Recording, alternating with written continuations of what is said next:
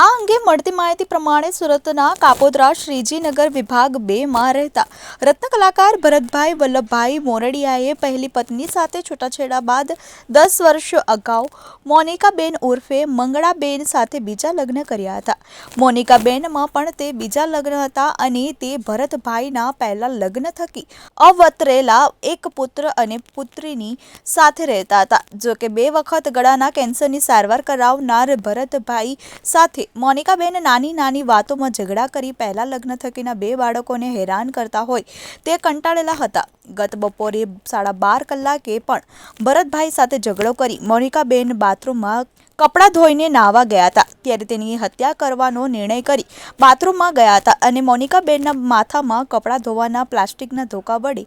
આડેધડ ઘા મારતા મોનિકાબેન ત્યાં લોહી લોહાણ હાલતમાં પડેલા હતા। ત્યારબાદ ભરતભાઈ તેમના બાળકોને પોતાની બહેનના ઘરે મૂકીને કાપોદ્રા પોલીસ મથક પહોંચ્યા હતા અને પીએસઓએ કહ્યું કે મેં મારી પત્નીને મારી નાખી છે અને મને જેલમાં નાખી દો। પોલીસે કર્મચારીએ તાત્કાલિક પોલીસ ઇન્સ્પેક્ટરને જાણ કરી હતી, જેથી પોલીસ ભરતભાઈને લઈને તેમના ઘરે પહોંચતા હતા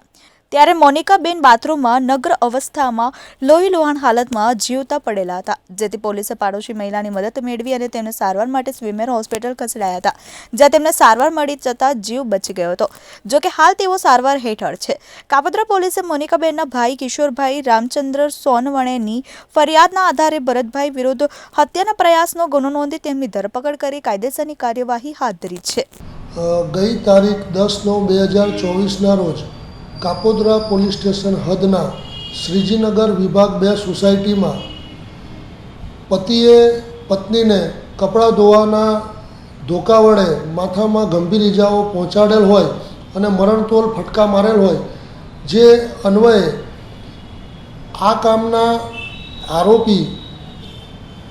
ભરતભાઈ વલ્લભભાઈ મોરડિયા રહેવાસી શ્રીજીનગર વિભાગ 2 સાગર રોડ કાપોદ્રા સુરતનાઓ પોલીસ સ્ટેશન આવી પોતે જાહેરાત એવી કરેલ કે મારી પત્ની સાથે મારે અવારનવાર ઝઘડો થતો હોય અને એ મને માનસિક ત્રાસ આપતી હોય અને મારા બાળકોને પણ પરેશાન કરતી હોય। મારે એની સાથે ઝઘડો થયો અને આજે બપોરે 12:30 પોણા 1ના સુમારે મેં એને માથામાં ધોકાના ફટકા મારેલ છે અને એ બેભાન હાલતમાં ઘરમાં પડેલ છે તેવી હકીકત જાણ કરેલ, જે અનુસંધાને કાપોદ્રા પોલીસ સ્ટેશને ત્વરિત એક્શન લઈ અને આરોપીના ઘરે જઈ અને જે ભોગ બનનાર ઈજા પામનાર બેન નામે મોનિકાબેન ઉર્ફે મંગળાબેનને હોસ્પિટલાઇઝ કરેલ અને આ ગુનાના કામે ભોગ બનનાર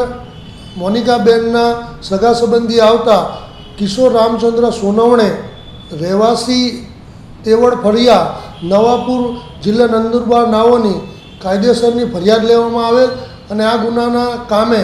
આરોપી ભરતભાઈ વલ્લભભાઈ મોરડિયાઓની કાયદેસર અટકાયત કરી અને નામદાર કોર્ટમાં રજૂ કરવામાં આવેલ। ઉપરોક્ત ગુનાની તપાસ